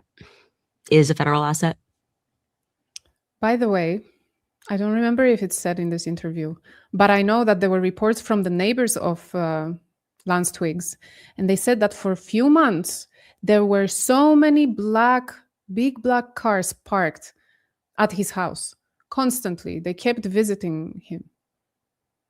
FBI? I don't want to insinuate anything, but that's the insinuation that's going around ever since. This is what the neighbors said, that they've noticed that for weeks there were cars parked in front of his house, and all these big black cars looking like FBI cars, that type, like the SUVs. So that's weird as well. And now, as you know, Lance Twiggs gets a pass to not have to show up in court. Defense doesn't get to question him. He's, for some reason, super protected. They just get to go by his hearsay. He already testified, and they just need to deal with that, what's written, with his testimony from before. They can't question him. And I understand why Candace would have all those suspicions about him. She's kind of voicing what we are all thinking. But I will state something that Barron also said. I am ready to be proven wrong, okay? If on the 6th of July or later during trial, they will present overwhelming face-slapping evidence beyond shadow of a doubt, proving that Tyler was the one who did it and was acting alone, I will gladly admit I was wrong. I would be very surprised, but I wouldn't throw a fit because my theory did not come true. We are after the truth, whatever it's going to turn out to be. All right. There's another thing about Lance Twiggs. I just remembered. There were pictures of him resurfacing once in a while because he is in witness protection, I guess. I don't know. But there was a picture of him. He is not looking feminine. He actually looks really like a guy, like a real guy. So what happened with all this thing that he's a furry, that he was in the process of transitioning, that his name is now Luna. There was at some point they were saying that that's what they're going to be calling him in the court at the trial. Luna. I don't know. Then Shawn asked Candace, why wasn't she the one targeted? Because she has so many strong opinions about a certain country. Okay, let me pull that clip up. Because like I said, I've prepared them ahead of time here. Well, Why are you still here? I think if Andrew Colbert is to be believed, he told me it was supposed to be me, which was an interesting thing to say. What? Andrew Colbert said to me a few days after the assassination, and at the moment I just took it as poorly expressed grief, because I didn't find Andrew to be suspicious because I just didn't, my mind wasn't there. But he said to me on the phone, it was supposed to be you, verbatim. Are you serious? But I thought that was just, he was crying, I was crying. I thought he just legitimately said it was supposed to be you. It was supposed to be you. So I have questions about that now. Given everything that happened in the lead up to that. I think Charlie knew something. I think the biggest question that has not been answered in all of this is what happened at the Hamptons. Ah, that's another thing. I don't know. Do you remember Andrew also told her, or they were telling her, I remember vividly that her and Tucker were on some kind of hit list. That happened before. She talked about it early on, and it's the same conversation that they had, and he said it was supposed to be you. And he never addressed it. He never said anything. What did he mean by that? You see how they choose to address things that are convenient? Why not this? What did he mean it was supposed to be you? We were joking last time when I found that clip where Charlie is like, oh, I would leave everything to Candace for her to take over. We were like, oh, she was supposed to be the one taking over. But I don't think it was that. All right. What I was told directly from Andrew Colbert, which Erica didn't know that my source was Andrew Colbert on this. She was surprised in person when I told her this, was that BB offered to take Turning Point USA to the next level.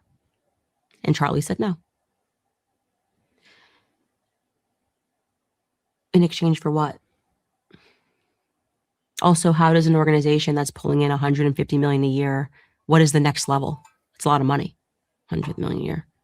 In exchange for what? Do you think he in exchange for him pledging to preach free markets and capitalism? So at the moment that you refuse an offer from a man that deranged, that psychopathic, that bloodthirsty, That you much power. know something. You know He something. obviously has It's in exchange an for something. enormous amount of influence over the current administration. Correct. I mean, an enormous amount of influence. It's pretty fucking obvious. I think everybody's seeing it. In exchange for what? I'll take your company to the next level. Cool. What in exchange for what? I think it's a $1 trillion question. And Erica, when I asked her about that, and she admitted the Bibi Netanyahu call happened, that she was there, and she said, oh, he was just calling because Charlie had written him a letter in May. When I was watching it first time, I honestly thought that it's going to be another, oh, Bibi just went rogue. Bibi just went rogue. And it's just so stupid. So stupid. Oh, he's not busy. He just was calling to say, hey, Toodles. Yeah. Like, just wanted to know how you're doing. I saw your letter. Thanks for it. And he was just, I said, that's it. Okay. So I'm supposed to believe Andrew lied about that he offered to take it to the next level. And she was coming to say, no, that didn't happen. He just wanted to just check in with Charlie.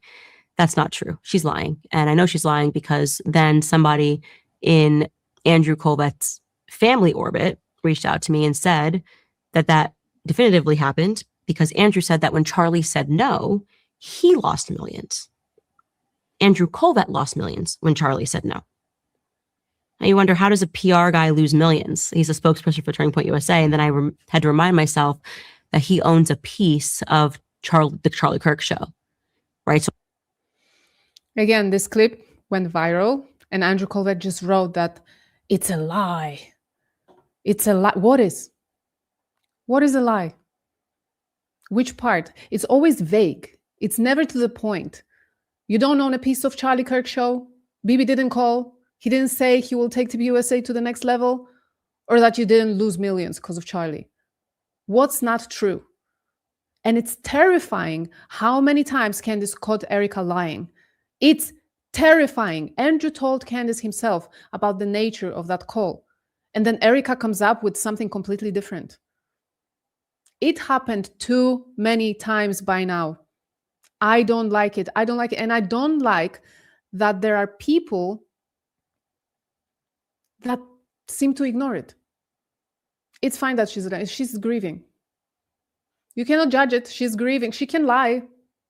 She can lie. She's a widow. Special treatment. Always. It's ridiculous. Do you feel this is your responsibility?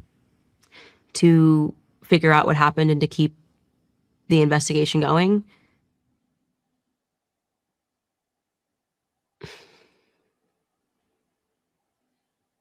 I don't know if it's like I don't know if responsibility would be the word that I would use. I just know that it's a part of my journey. I know that it's not a coincidence that Charlie kept telling me he was going to die young, that he had really, really deep visions about his death in 2018, very specific visions about the fact that he was going to die young, and that he knew that I would be the one to fight. There are things that we don't understand. We're not meant to understand them, right? But there is something that is moving me that feels bigger than me. I know it matters. And when I read back those conversations and think about how I was like, you need to get some sleep. You're probably just tired. No, you're not going to die young. My death is going to be tied to Turning Point USA. From the moment I signed on the dotted line, he said he has the dream. He had the dreams repeatedly. What were the dreams? That he was going to die young, that he was going to die in a very tragic way. And that his death would be tied to like saving the world, waking up the world about something. And at the time, what do you say with that, right? It'd be weird if I was like, okay, sure, give me a plan. What would you like me to do when you die young? Like, what was I going to say? When I read it back, it's haunting. It haunts me. And it haunts me because now, in the way that he was dreaming in 2018, I have had the most vivid dreams since he's died. And I don't discount them. I know there is just something spiritually pulling me and guiding me in ways that I don't really understand. And so I just give into that. It's like he went out and something awakened in me. I'm so glad that there is a person now online with millions of subscribers and followers and talks about it, because I do believe in dreams. Okay. I am also spiritual. It's like you can believe in God, you can read the Bible, you can go to church, and you can also be spiritual, because I know that there are people who are like, no, you shouldn't believe in ghosts or dreams or things like that if you're Catholic or if you're certain religion, if you're a Christian. I disagree with it, and it's okay. Let's not start fighting now in the chat. Okay, what's the right thing and what is correct to believe? I think also people use religion as comfort. Okay, so for example, if there is someone that you lost and really loved, and then they come to you in a dream, it offers you a comfort. Okay, so I'm glad that it's being brought up ever since Charlie was gone, because even Erica spoke about it. Do you remember when Candace talked about Charlie thinking he was a time traveler, and the whole internet exploded and started making fun of Candace that she believes in time travel? Obviously, that wasn't about that. And she said around the same time that Charlie would go for a run at night and the street lights would flicker. And it would happen a lot. She said she witnessed it. He would say it's normal, it happens. It's some kind of energy charge that he produces. I don't know how it works. And everyone was making fun of her, how stupid she is. She believes fairy tales. She thinks he was a time traveler. She believes in magic. And then we saw Erica talking about the night at the hotel, the first night after Charlie unaliving, and she said the light in the bathroom was like a stroboscope. It was flickering constantly, and she said she knew it was Charlie because that's what was happening to him. The lights were flickering, so she confirmed it. See how choosy they are? If Candace says it, it's stupid. If Erica says it, it's grief, and it's beautiful and it's poetic. Anyway, those messages from Charlie saying that he won't see the end of this revolution and him asking Candace to be his David, I think they live rent-free in all of our heads. And anytime Candace talks about it, I get emotional.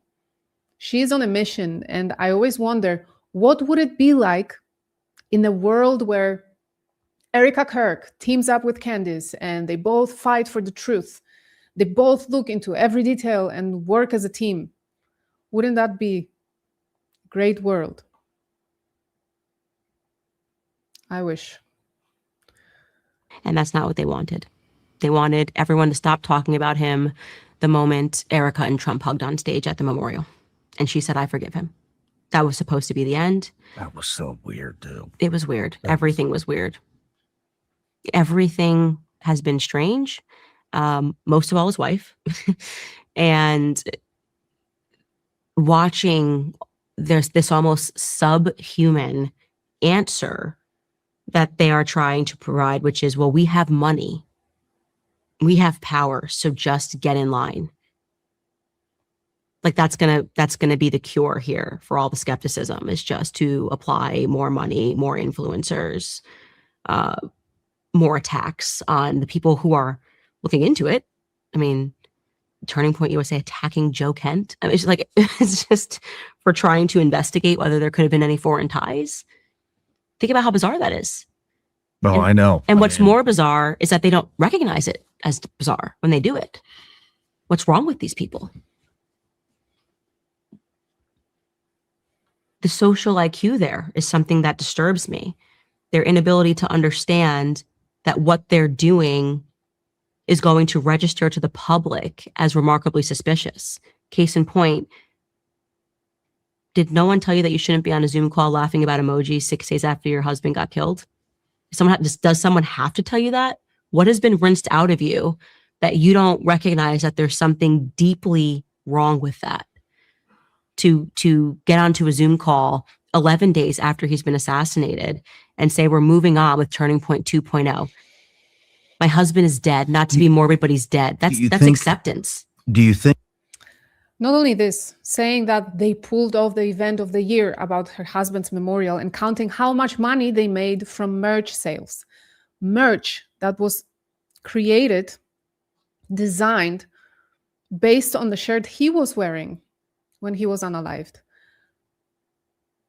She wore it at the speech.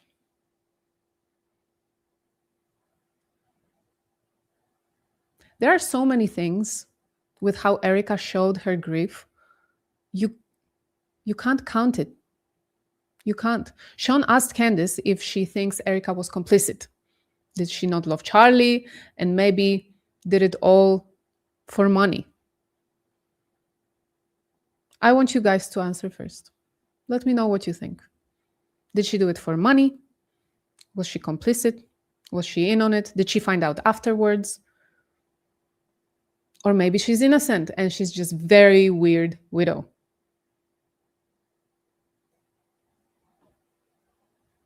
I want to know. Anyway, while you answer, I'm going to play the next part. Even if everything you just said was true, she was motivated by money to marry him, she didn't actually love him. Let's even add that she hated him secretly, right? When someone dies like that, you still have a human reaction. Mm-hmm. So who would you say is his arch nemesis? Nick Fuentes?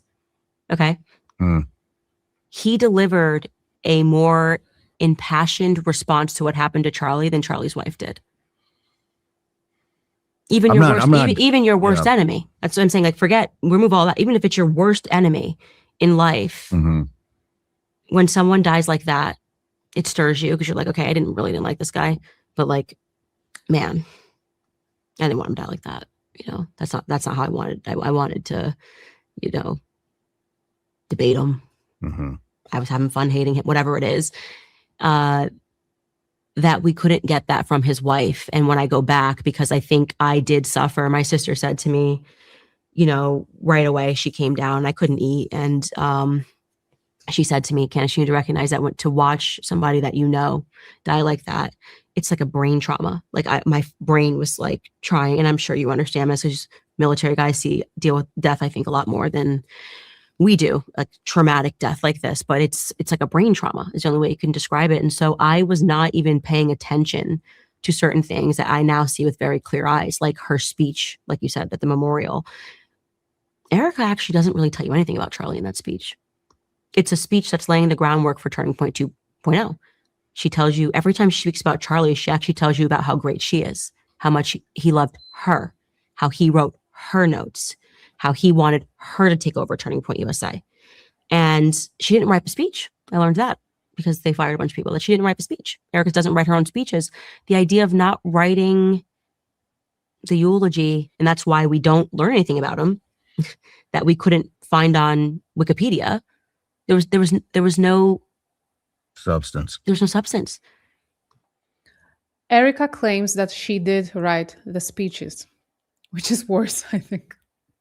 I think it's worse. I think she should have gone with the version like, I had people help me because I could not bury, the thought of speaking of Charlie in the past tense. I think she should have gone with that. There are a lot of things they should have done differently, but she claims that the first speech she gave 2 days after the events at UVU, she said she wrote it very quickly. It just poured out of her. It was like she couldn't keep it inside. She wrote it at night, and the next day she was ready to go in front of the camera live and deliver the speech. And I think Blake and Andrew were like, are you sure you want to go live? We can do it, pre-record in case you start crying. She's like, no, we're going to do it live. It's going to be more impactful. Something I'm paraphrasing, but this conversation happened. She talked about it. And I'm like, okay, so you were in the depths of sorrow, of grief. It's the first night without your husband. And you write this?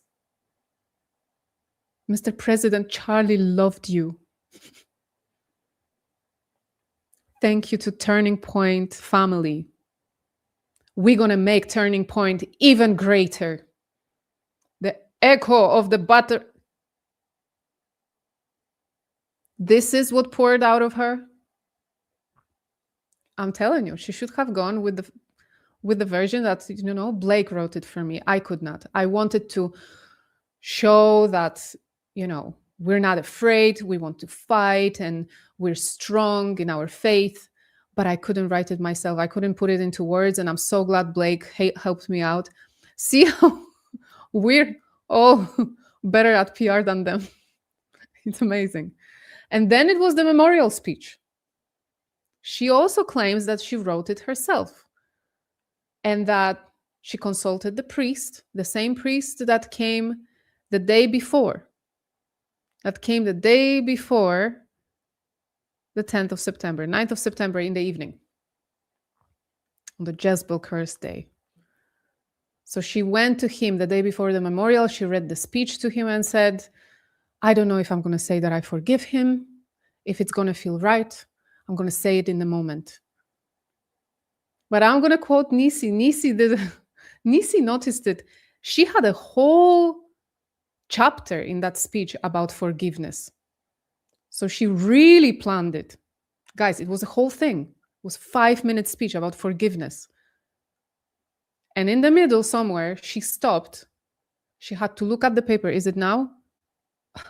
I forgive him. But she's trying to play it off like it was really in the moment. She suddenly felt it and she felt like saying it. Why? Why? And I also noticed very early on that when she speaks about Charlie and their marriage, she always says things like, oh, he loved me so much. Every day he asked me how he can serve me. He wrote me love notes. She said a story about Charlie rushing off from Amfest and asking her to close the event. Okay, he was getting on Air Force One with the president. He was very excited. And he's like, you can do it. She went on how Charlie thought she could always figure it out. And he always would say, that's why I married you. She always finds a way to make it about her, how great she is, how great he believed she was. Okay. The thing is, as well, before I play another part, because it's something that I've noticed in my previous live stream. And if you guys were here, you will remember. So the Amfest video. There is such a huge difference between how Charlie spoke about Candace, the possibility of Candace taking over the company. He was like, she's a legend. She's an icon. She's going to be a historical figure that will change the world. And that's why I would just hand it over to her. Blah, blah, blah, blah. Amfest video that we got of him appointing Erica. Erica will do a great job. But then again, we have Erica saying, oh, he said all these amazing things about me. That's why I married you. Wouldn't he like incorporate it in that Amfest speech? She's amazing. She would be a great leader. That's why I married her. Apparently, it was something he was saying all the time, you know, all the time. Do we believe it? No, we don't. Who was Charlie outside of Turning Point USA? You can't find out in that speech. All Charlie wanted was Turning Point USA 2.0. Turning Point, Turning Point. He cared about the students. He cared about looking after men like Tyler Robinson. I forgive him. This is what Turning Point's all about. Turning Point, Turning Point. How many times they say Turning Point? I mean, even at her podium speech, and I felt weird about it the first time when the 48 hours afterwards, she said, you want to help? Here's what you can do. Go to turningpointusa.com. Out of nowhere, an ad read. The first time she addresses the nation, go to turningpointusa.com. Holy shit. I can't even stomach the idea of being able to say something like that. But her whole idea was that this is what he wanted. He wanted your money to go to Turning Point USA. And then you can contrast it with Vanessa Bryant's speech. And you see what a grieving widow looks like. And you listen to the story she told. I rewatched her speech and I couldn't get through it because I loved Kobe. I loved Kobe Bryant and I loved Kobe on the court. He was amazing at what he did. But how weird if she had given a speech of like, he dribbled every single day and what he loved was the Lakers. And if you want to support the Lakers and support no, she said, we didn't even know Kobe. By the time you get through her speech, you realize you didn't know Kobe. I loved Kobe, who he was in the court. This is her husband, and she knew Kobe. And she shared that with us in her eulogy of Vanessa Bryant, like who he was as a father, who he was, who he was at home. I want to call it now.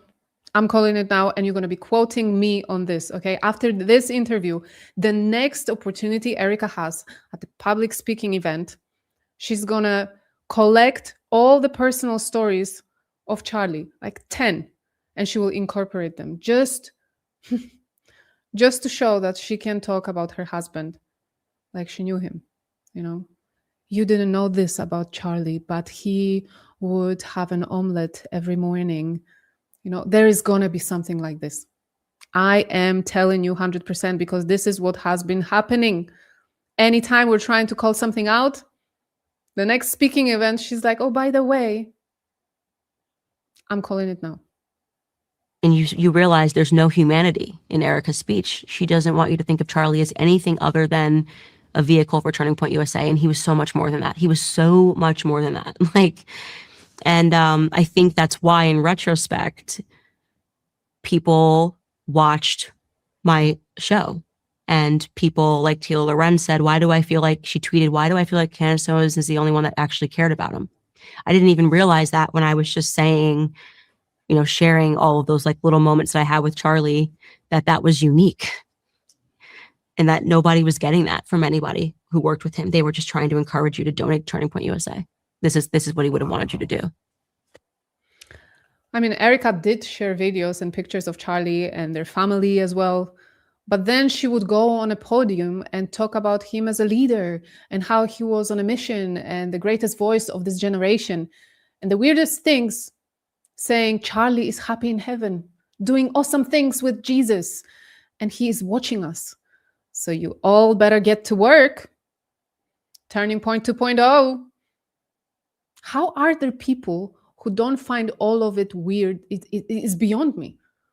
We just hear that one phrase, everyone grieves differently, right? Charlie's happy with Jesus. He would never have chosen to come back to Earth, to his kids. That's what Erica said. If he had a chance, he was given a chance, he wouldn't. He would prefer to stay there. He wouldn't want to see his kids grow. No, because it's a bigger mission, guys. We don't understand it.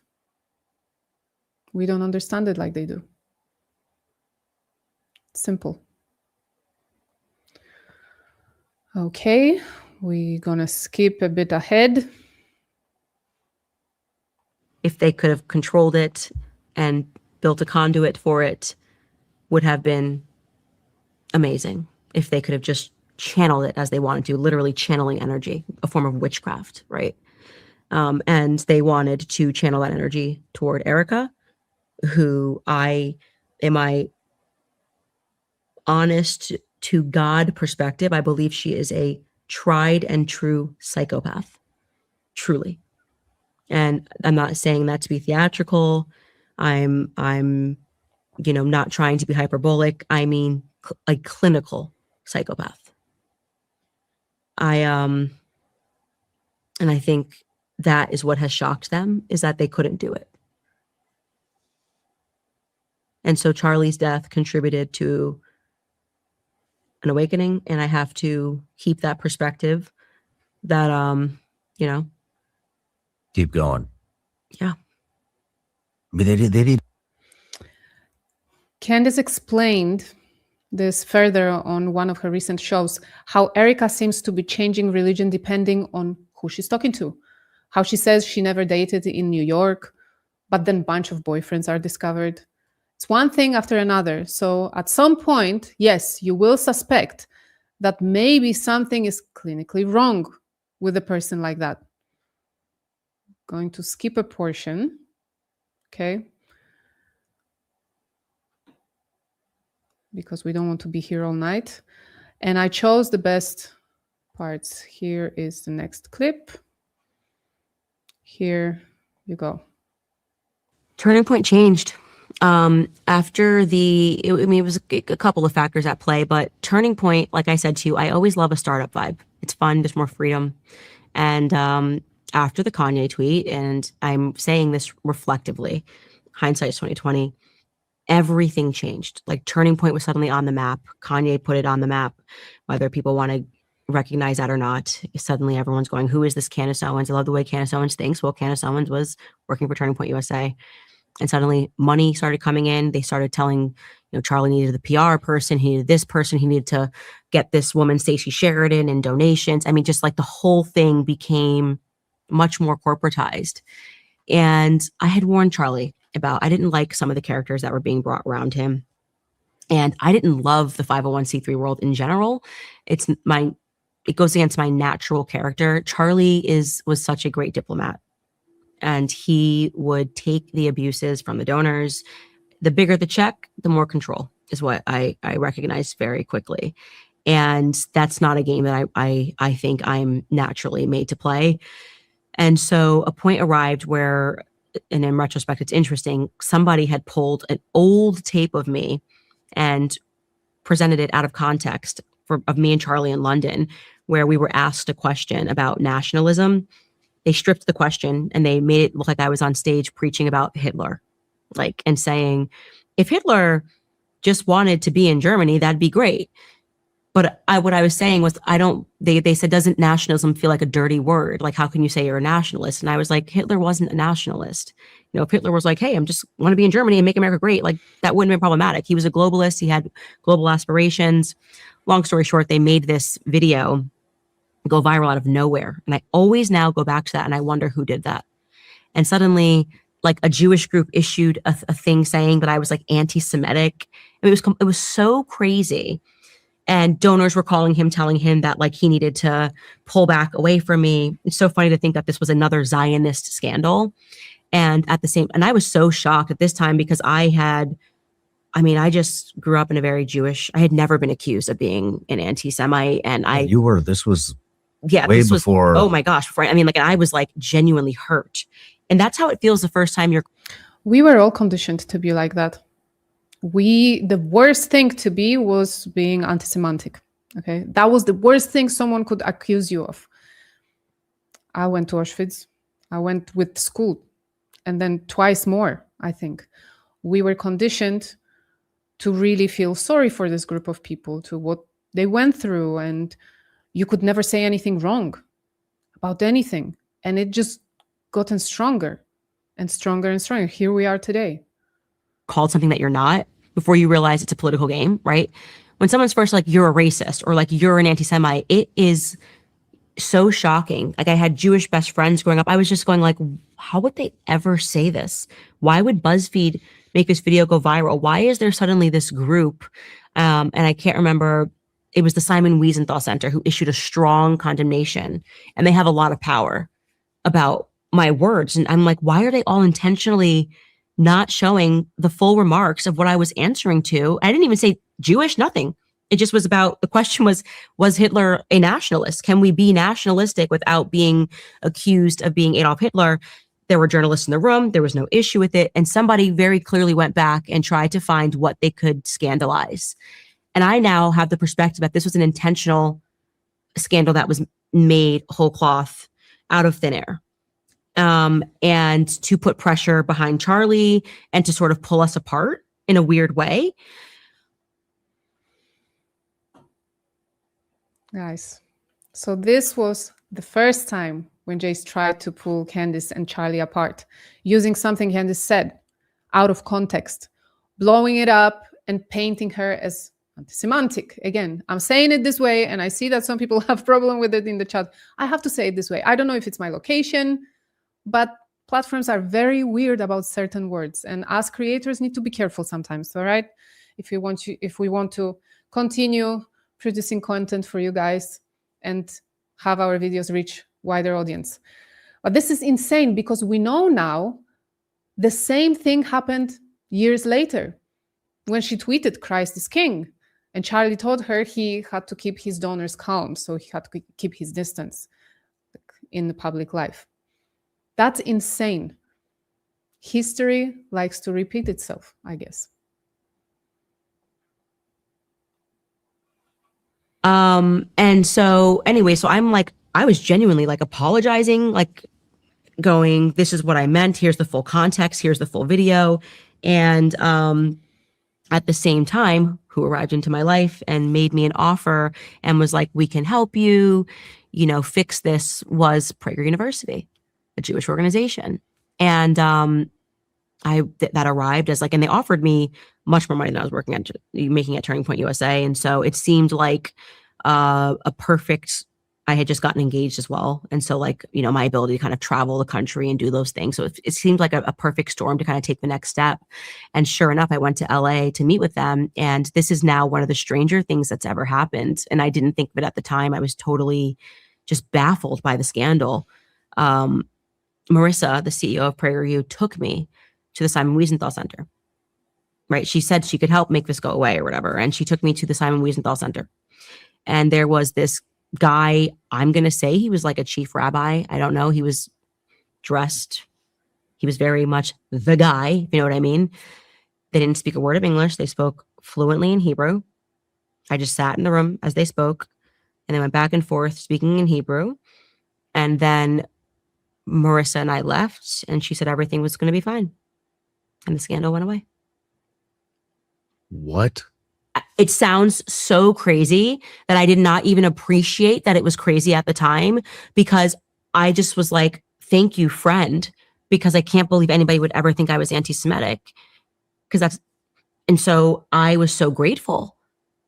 And I thought she was like using her contacts and because the Simon Wiesenthal Center had issued this whatever, and that she was coming in to like basically tell them it's not true. I didn't know what they were saying. Went away. I am going to be the first person that buys Candace's biography. I'm telling you guys, because what do you mean all this happened to just one person? She had the president of the United States calling her ugly, come after her on X. She had some J guy pardon her by the community. She's being sued by macaroons. It's insanity, guys. It's insanity. Candace then briefly says again something she talked about on her show, that Erica showed up. All those new people showed up in Charlie's life that had huge influence on him. Unfortunately, the story doesn't get finished during the interview. They accidentally move on to the next stage. I can remind you that Candace said in the past that she caught Charlie lying about meeting someone behind her back, and she confronted him about it. And they fought, but remained friends. But it was never the same since then. I'm kind of upset that she didn't finish that story, that Shawn didn't circle back. All right. That was the portion of the interview about Charlie and TPUSA.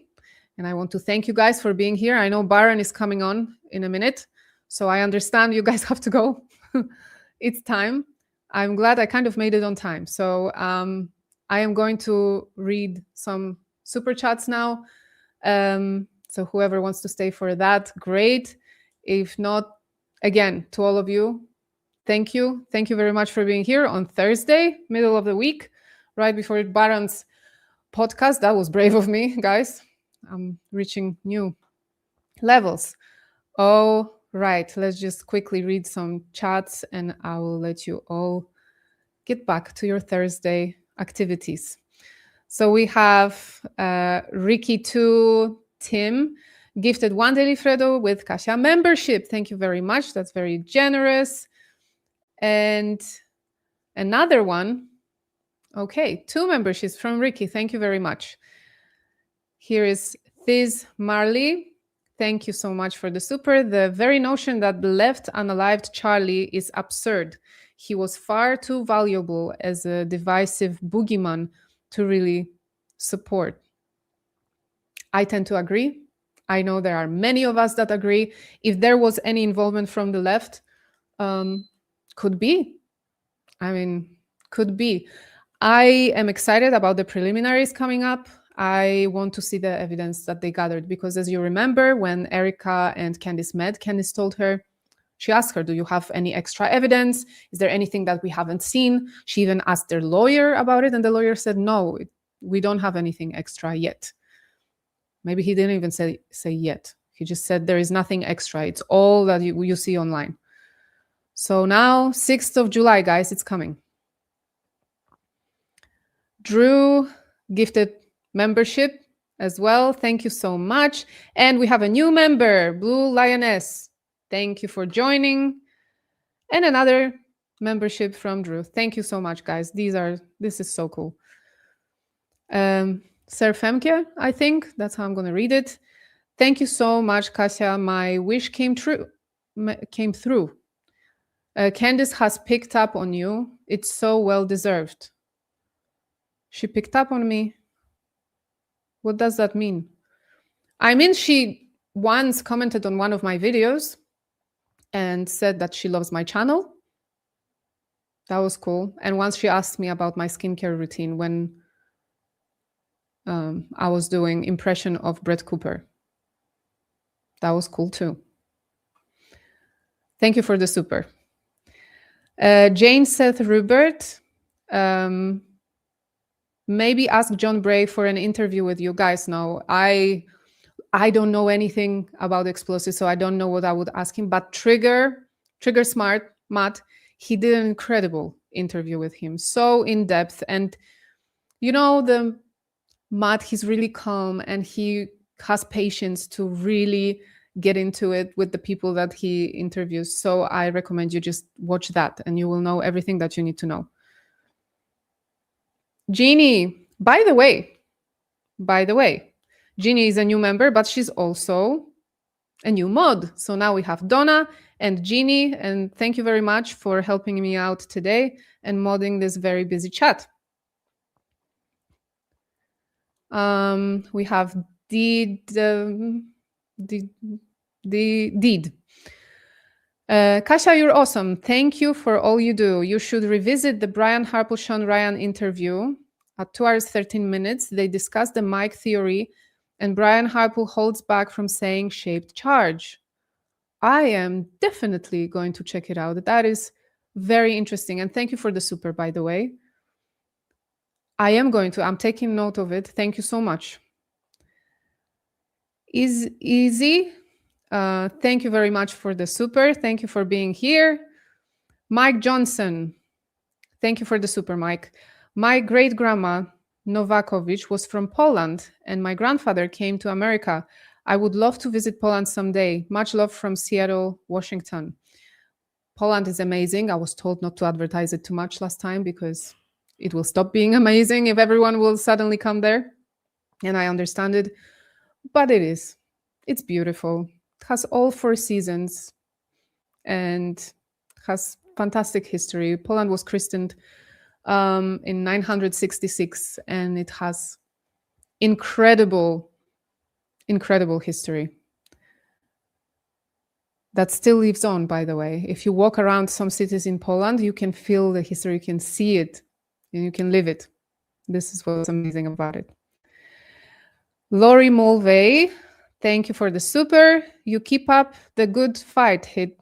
Maybe hit? Good fight, hit. Is that a phrase that I don't know about? I'm sorry. You are doing a phenomenal job. You are in my prayers. Thank you very, very much. I appreciate it. Amanda Edgar, thank you very much for the super. And we have another new member, Lori. Thank you so much for joining. Edge, hi again. Thank you for the super. More than CK being TPUSA ticket, he was her ticket. Now we seek justice for Charlie. We do. We want justice. No matter who did it, how they did it, you know, we want justice. We want the truth. That's it. That's all that matters. And I think everyone should remove pride out of it, because there are people that are willing to die on a certain hill and argue things. I think we all should always keep clear mind. We have our beliefs. We see what looks logical to us, but the trial is coming and we need to keep a cool head. All right. Just say, Julie, thank you so much. That's a very generous super. I appreciate it a lot. Thank you. Shamala Hamala, thank you for the super. Hey, Kasia, I'm so happy you're continuing in your lives. You're doing wonderfully. Christ is King. Christ is King. Thank you. I am glad that you guys like them because I find them very entertaining for myself as well. I love that I get to, you see, at the end of the show, I get to speak to you guys. I get to hear your opinions about what we just discussed. I get to, you know, sometimes I get to see a little bit of the chat and the action that is happening during the show. So it's really nice. And plus, it's kind of easier for me without having to edit a video later, but I will still keep it mixed. I want to do the short forms for you guys because I know that you're here for those too. You like my summaries of Candace and Baron and connecting dots between them and adding my own thing. I know that you are here for this too. So I'll just mix it up. I'll do both. And I'm just, you know, because I like to do both as well. Martilla Martina, thank you for the super. The UVU video with Harpole adjusting his mint pocket needs to be studied seriously, like Blake Bednar's asked, and Candace told him she wanted to in September. Yes. So I'm not worried about it. I think if Candace saw it, and I think she investigated it. So now the question is, either she's waiting it out and she's waiting what's going to happen and she wants to reveal her findings at the right time like she does, or it was nothing. So I'm not worried. Also, I'm not trying to be biased, but I saw Blake Bednar's in action. I saw that, for example, he did a reaction to full podcast of Candace and Shawn before it was officially released, when it was still behind the paywall. He just posted it shamelessly. And he was, through the whole thing, threatening Candace and bashing her. So I don't know. I'm going to be biased on this one. I don't want to listen to Blake. I don't believe him. I don't think he's doing things in good faith here. But I wish him well. And I think this is our last super. Thank you very much. Easy again. Guys, that's all for today. Baron is on. We're moving there now. Okay. If you haven't yet checked, please check if you're still subscribed to my channel, because I know that YouTube likes to unsubscribe you from my channel behind your back. So please check. And if you like more content, please follow me on X or Instagram at dailyfredo. I post their videos, my comments, my thoughts. I share content, so we can stay in touch there. And that's all for today. Have a good one.